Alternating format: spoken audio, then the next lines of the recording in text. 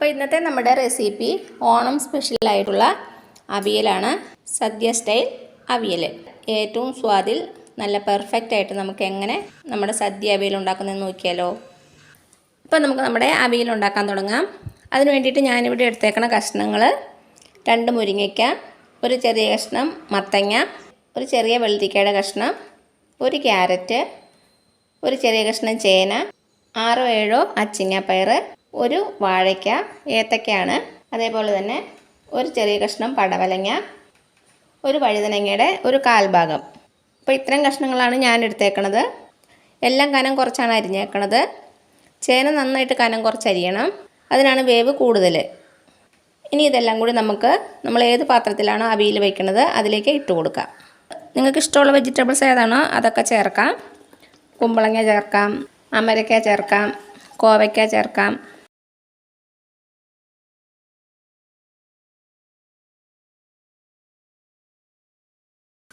മുരിങ്ങയ്ക്ക 2-3 എടുക്കാം. മുരിങ്ങയ്ക്കയുടെ ടേസ്റ്റാണ് മുന്നിട്ട് നിൽക്കേണ്ടത്. അപ്പം നമ്മുടെ പാത്രത്തിലേക്ക് വെജിറ്റബിൾസൊക്കെ ചേർത്ത് കൊടുത്തു. ഇനി ഇതിലേക്കൊരു 3/4 ടീസ്പൂൺ മുളക് പൊടി ചേർത്ത് കൊടുക്കാം. ചില സ്ഥലങ്ങളിൽ മുളക് പൊടി ചേർക്കാറില്ല, പക്ഷെ ഞാൻ ചേർക്കാറുണ്ട്. അപ്പോഴാണ് നല്ലൊരു കളർ കിട്ടുന്നത്. 1 ടീസ്പൂണിൻ്റെ അടുത്ത് മഞ്ഞൾപ്പൊടി ചേർക്കുന്നുണ്ട്. ഇനി ഇതിലേക്ക് നമുക്ക് കഷ്ണങ്ങൾക്ക് ആവശ്യമായിട്ടുള്ള ഉപ്പും കൂടെ ചേർത്ത് കൊടുക്കാം. ഇനി ഇതിലേക്ക് നമുക്ക് 1 ടീസ്പൂൺ വെളിച്ചെണ്ണ ചേർത്ത് കൊടുക്കാം. എന്നിട്ടിത് നന്നായിട്ടൊന്ന് മിക്സ് ചെയ്യാം. കൈ വെച്ച് തന്നെ മിക്സ് ചെയ്ത് കൊടുക്കുക.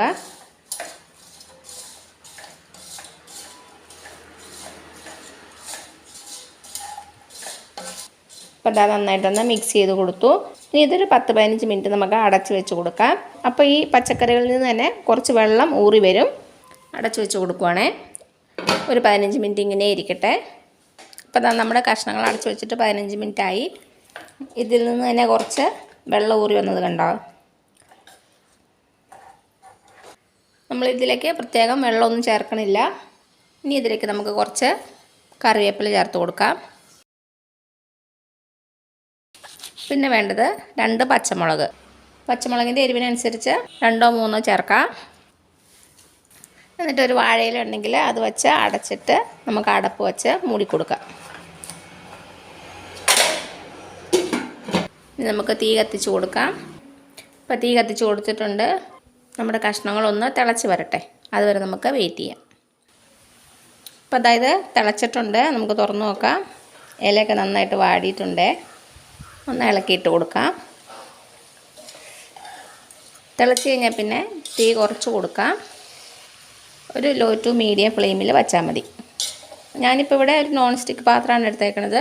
അപ്പോൾ നിങ്ങൾ നോൺ സ്റ്റിക്കിലല്ല നമ്മുടെ അവിയൽ വെക്കണമെങ്കിൽ കുറച്ച് വെള്ളം ഒന്ന് ഒഴിച്ച് കൊടുക്കുന്നത് നല്ലതാണ്. അല്ലെങ്കിൽ അടി പിടിക്കാൻ സാധ്യതയുണ്ട്. ഒത്തിരി ഒന്നും ഒഴിച്ച് കൊടുക്കരുത് വെള്ളം. ഒരു 1/4 കപ്പോളം മതിയാകും. അപ്പോൾ ഇതാ നന്നായിട്ടൊന്ന് ഇളക്കി കൊടുത്തു. ഇനി നമുക്ക് വീണ്ടും അടച്ച് വയ്ക്കാം. കഷ്ണങ്ങളൊക്കെ നന്നായിട്ടൊന്ന് വെന്ത് വരട്ടെ. ഇടയ്ക്ക് തുറന്ന് ഒന്നുകൂടി ഒന്ന് ഇളക്കി കൊടുക്കാം. അപ്പം നമ്മുടെ കഷ്ണങ്ങൾ വേവണ സമയം കൊണ്ട് നമുക്കിതിൻ്റെ അരപ്പ് തയ്യാറാക്കി എടുക്കാം. അതിന് വേണ്ടിയിട്ട് ഞാനിവിടെ ഒരു മീഡിയം സൈസ് തേങ്ങ ഫുള്ളായിട്ട് ചിരകി വെച്ചിട്ടുണ്ട്. നമ്മുടെ അവിയലിന് അത്യാവശ്യം നന്നായിട്ട് തേങ്ങ വേണം. ഇനി ഇതിലേക്ക് നമുക്കൊരു 1/4 ടീസ്പൂൺ ജീരകം ചേർത്ത് കൊടുക്കാം. ജീരകം എന്ന് പറയുമ്പോൾ ക്യുമിൻ സീഡ്സ്. പിന്നെ ഇതിലേക്ക് 2 പച്ചമുളകും കൂടെ ചേർത്ത് കൊടുക്കുന്നുണ്ട്. എൻ്റെ കയ്യിലുള്ള പച്ചമുളകിന് അത്യാവശ്യം നല്ല എരിവുണ്ട്, അതാണ് ഞാൻ 2 എടുത്തേക്കണത്. ഇനി ഇതൊരു മിക്സി ബൗളിലേക്ക് ഇട്ട് കൊടുക്കാം. അരകല്ലുള്ളവർ അരകല്ലിൽ ചതച്ചെടുക്കണതാണ് ഏറ്റവും നല്ലത്. മുളകൊന്ന് പൊട്ടിച്ചിട്ട് കൊടുക്കുന്നുണ്ട്. ഇനി തേങ്ങ ചേർത്ത് കൊടുക്കാം. 2 പ്രാവശ്യമായിട്ടാണ് അരച്ചെടുക്കുന്നത്. ഇത് ജസ്റ്റ് ഒന്ന് കറക്കിയെടുത്താൽ മതി. ഒത്തിരി അങ്ങ് അരഞ്ഞു പോകരുത്. പൾസ് ബട്ടൺ യൂസ് ചെയ്ത് ജസ്റ്റ് 1-2 പ്രാവശ്യം ഒന്ന് കറക്കിയെടുക്കുക. ഇതെല്ലാം കൂടി നന്നായിട്ടൊന്ന് ഒതുങ്ങി വന്നാൽ മതി. പച്ചമുളകൊന്നും ഒത്തിരി അങ്ങ് അരഞ്ഞു പോകരുത്, അത് ശ്രദ്ധിച്ചോണം.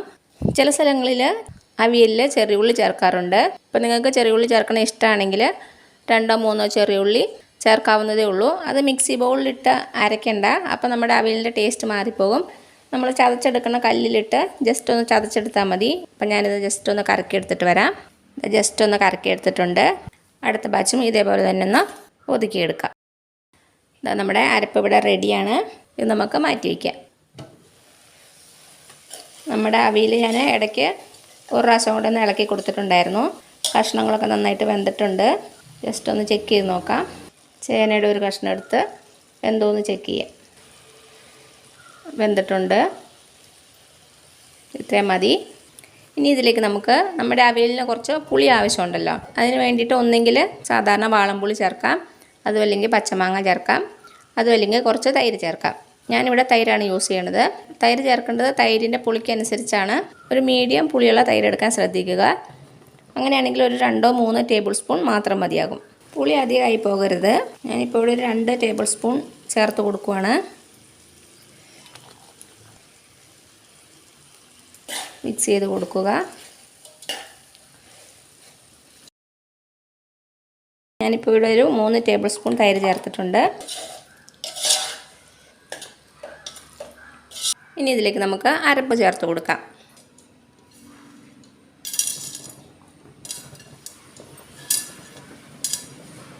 അരപ്പെല്ലാം കൂടെ ഒന്ന് തട്ടിപ്പൊത്തി വയ്ക്കാം. ഇപ്പം ഇളക്കണ്ട. ഇപ്പം തീ ലോ ഫ്ലെയിമിലാണ് വെച്ചേക്കണത്. നമുക്ക് 1 മിനിറ്റ് ഒന്ന് അടച്ചു വെച്ച് കൊടുക്കാം. നന്നായിട്ടൊന്ന് ആവി കയറിക്കോട്ടെ. അപ്പോൾ അതാ 1 മിനിറ്റോളം ഒന്ന് അടച്ചു വെച്ച് കൊടുത്തു. ഇനി നമുക്ക് നന്നായിട്ട് മിക്സ് ചെയ്ത് കൊടുക്കാം.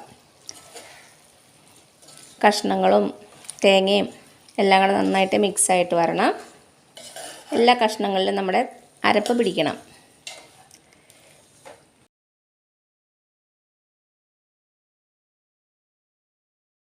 ഒരു മിനിറ്റോളം ഒന്ന് ഇളക്കി കൊടുക്കുക.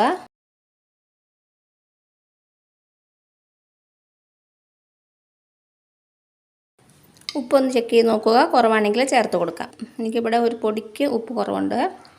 കുറച്ചുകൂടി ഇട്ട് കൊടുക്കുവാണേ.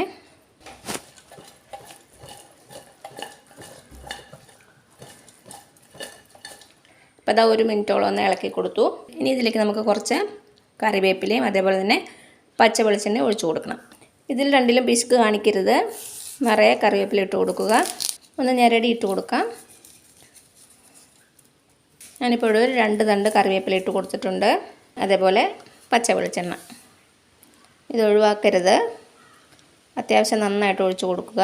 തീ ഓഫ് ചെയ്തിട്ടാണ് കറിവേപ്പില പച്ച വെളിച്ചെണ്ണ ഒഴിച്ചു കൊടുക്കേണ്ടത്. അപ്പോൾ ഞാനൊരു 3-3.5 ടേബിൾ സ്പൂൺ വെളിച്ചെണ്ണ ഒഴിച്ചു കൊടുത്തിട്ടുണ്ട്. എന്നിട്ട് ഉടനെ തന്നെ നമുക്കിത് മൂടി വയ്ക്കാം. ഇപ്പോൾ ഇളക്കണ്ട. പച്ച വെളിച്ചെണ്ണയുടെയും കറിവേപ്പിലയുടെയും ഫ്ലേവർ നമ്മുടെ അവിയലിലേക്ക് നന്നായിട്ടൊന്ന് പിടിച്ചോട്ടെ.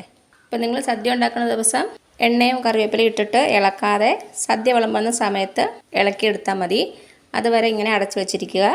അപ്പോഴാണ് അതിൻ്റെ ഫ്ലേവറെല്ലാം നമ്മുടെ അവിയലിലേക്ക് നന്നായിട്ട് പിടിക്കുന്നത്. അപ്പോൾ എനിക്ക് ഫോട്ടോ എടുക്കണ കാരണം ഞാൻ ഒത്തിരി സമയം അടച്ചു വയ്ക്കണില്ല. അടപ്പ് തുറന്നിട്ട് നന്നായിട്ടൊന്ന് മിക്സ് ചെയ്ത് കൊടുക്കുവാണ്. ഇപ്പോഴാണ് നല്ല സ്മെല്ലൊക്കെ വരുന്നുണ്ട്. ആ കറിവേപ്പിലയുടെയും എണ്ണയുടെയൊക്കെ സ്മെല്ല് സൂപ്പറായിട്ടുണ്ട്. അപ്പോൾ അതാ ഇത്രയേ ഉള്ളൂ നമ്മുടെ ടേസ്റ്റി ആയിട്ടുള്ള അവിയൽ. സദ്യയിൽ നമുക്ക് കിട്ടണ ഡ്രൈ അവിയൽ. അപ്പോൾ ഇനി ഓണമൊക്കെ അല്ലേ വരുന്നത്. എല്ലാവരും ട്രൈ ചെയ്ത് നോക്കുക. എന്നിട്ട് അഭിപ്രായങ്ങളൊന്നും അറിയിക്കാൻ മറക്കരുത്. ഇതിനു മുമ്പ് ഞാൻ കുറച്ച് സദ്യ റെസിപ്പീസ് അപ്ലോഡ് ചെയ്തിട്ടുണ്ട്. അതെല്ലാം ഒരു പ്ലേലിസ്റ്റിലാക്കി ഇട്ടിട്ടുണ്ട്. അതിൻ്റെ ലിങ്ക് ഞാൻ താഴെ കൊടുക്കാവേ. കാണാത്തവരൊന്ന് കണ്ടു നോക്കണേ. അപ്പോൾ നമ്മുടെ അവിയൽ ഉണ്ടാക്കി നോക്കിയിട്ട് അഭിപ്രായങ്ങൾ കമൻ്റായിട്ട് അറിയിക്കുക. ഈ വീഡിയോ ഇഷ്ടമായാൽ ലൈക്ക് ചെയ്യാൻ മറക്കരുത്. അതേപോലെ തന്നെ ഫ്രണ്ട്സിനും റിലേറ്റീവ്സിനും ഒന്ന് ഷെയർ ചെയ്ത് കൊടുക്കാനും മറക്കരുത്. സബ്സ്ക്രൈബ് ചെയ്യാനും മറക്കരുത്. അപ്പോൾ ഇനി പുതിയ റെസിപ്പി ആയിട്ട് വരുന്നവരേക്കും thank you so much. By.